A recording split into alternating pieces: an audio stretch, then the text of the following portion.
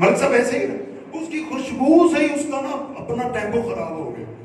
وہ کہہ رہا ہے یہ کیوں نہ آئے بھائی, میں نے امریکہ سے منگوائی. اب یہ مثال کے بعد بھی میری بات پہ کوئی بندہ چپ رہا نا تو میں کہوں گا کہ مجلس دیکھنے آیا تھا, مجلس سننے نہیں آیا تھا. جب یہ فرشتے مجلس حسین سے جنت میں جاتے ہیں نا تو جنت والے فرشتے ان سے کہتے ہیں یار کدھر گئے تھے, تمہارے پاس سے بڑی پیاری خوشبو آ رہی ہے.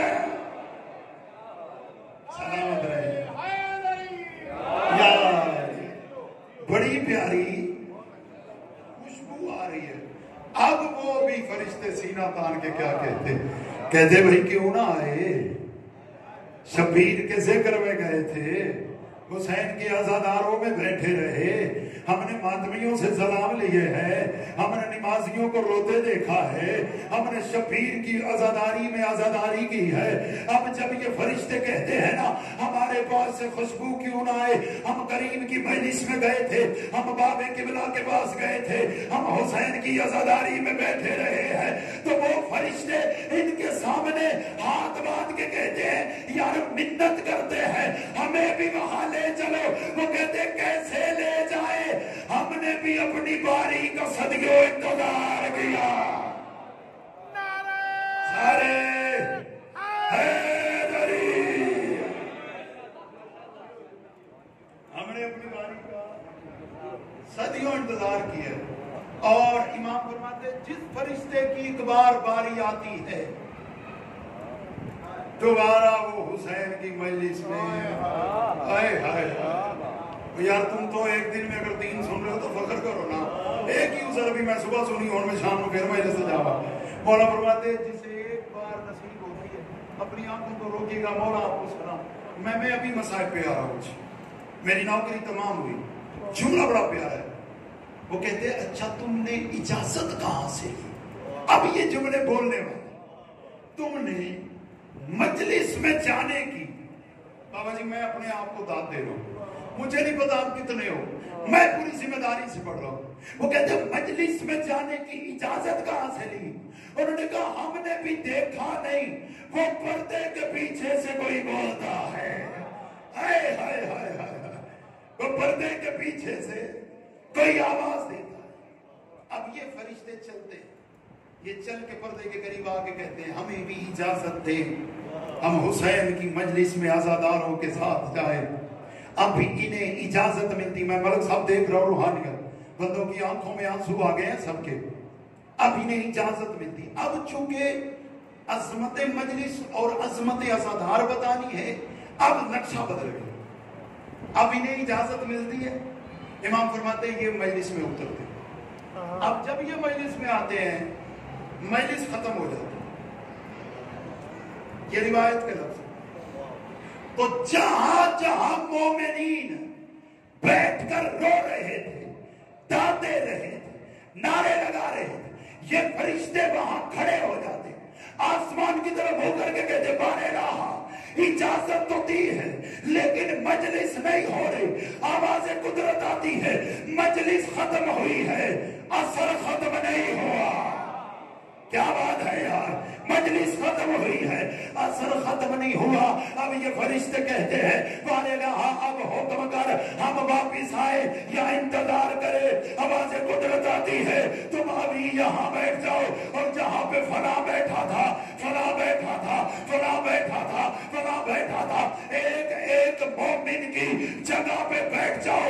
2 کام کرو, پہلا یہ کام کرو جب تک اگلی مجلس یہاں نہ ہو تب تک اس مومن کی جگہ پر بیٹھ کر اس کے گناہوں کی توبہ کرتے رہو.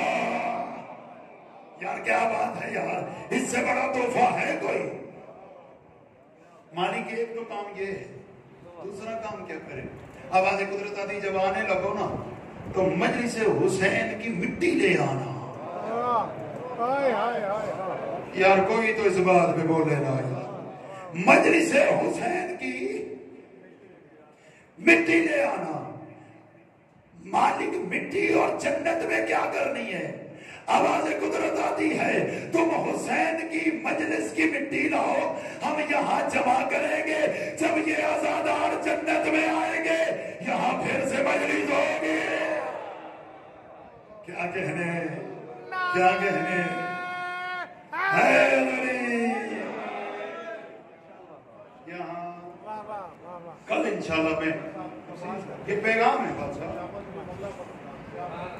یہ پیغام پہنچانا یہ لوگوں کو مجلس کی معرفت نہیں یہ معرفت ہوتی ہی تو انہیں پتہ چلتا ہے یہ کوئی عام درگاہ نہیں ہے یہ عام بارگاہ نہیں ہے بلکہ ایک لفظ کہا کرتا ہوں یہ امام بارگاہ نہیں ہے یہ امام کی بارگاہ ہے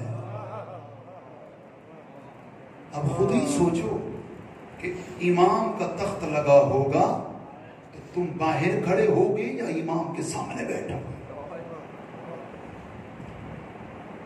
تم کیوں لاپرواہی کرتے ہو تمہیں نہیں پتا اس مجلس پہ کسی کی چادر لگی ہوئی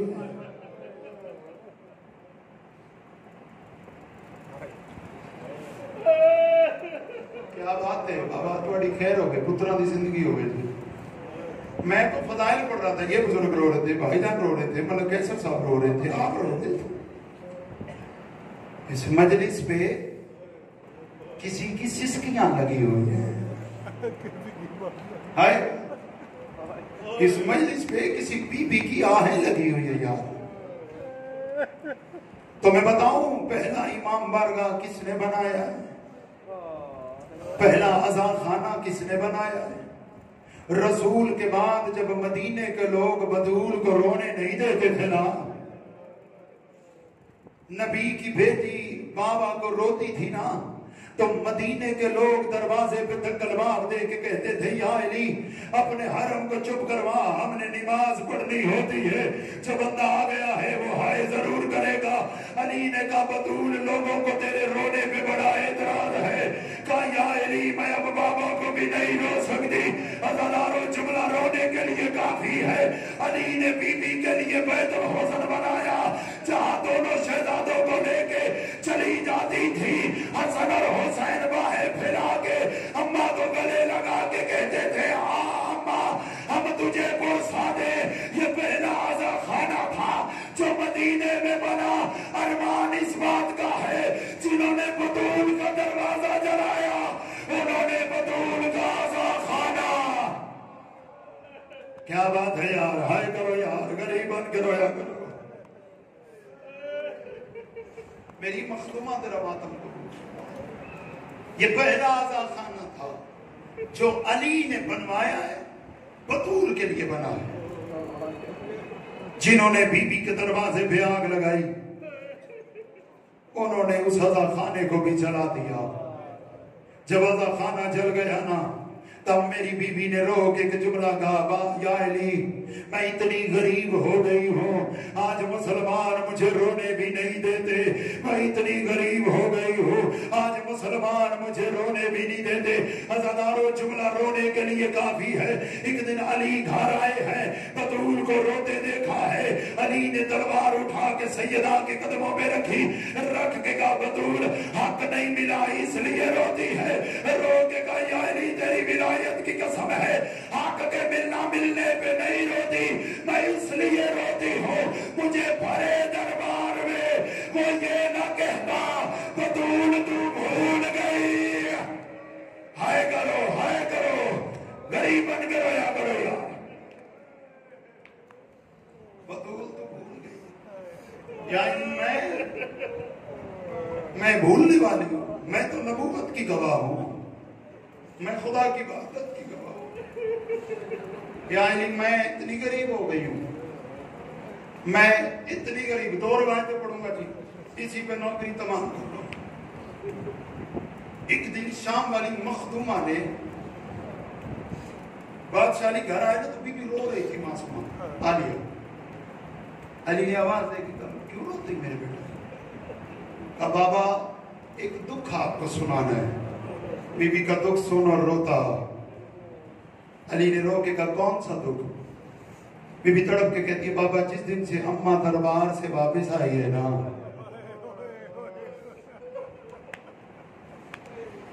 اللہ جانے کیوں اماں مجھ سے اپنا چہرہ چھپاتی ہے یہ لفظ آنا تھا علی کی چیخیں مدینے میں بلند ہوئی.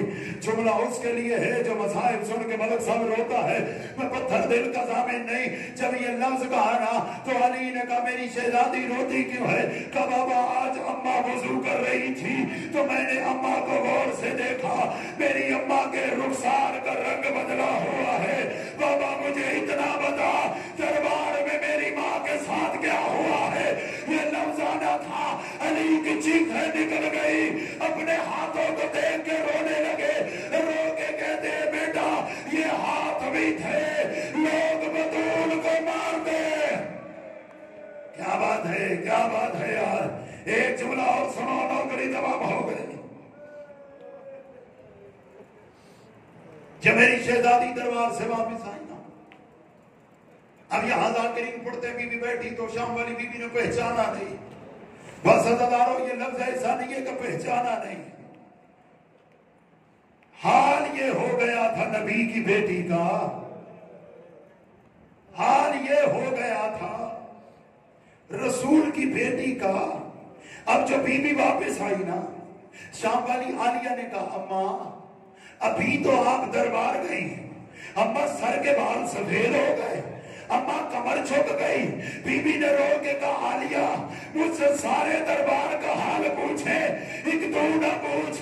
اماں میں کیوں نہ پوچھوں؟ کہ میں دربار گئی ہوں, میرے ہاتھ بھی آزاد تھے, میرے سر پہ چادر بھی تھی, میرے ساتھ علی بھی تھے. جب تو دربار جائے گی تیرے ہاتھ بندے ہوں گے اور تیرے ہاتھ کے ساتھ ایک رسی ہوگی, اس رسی میں 64 سیدزادیاں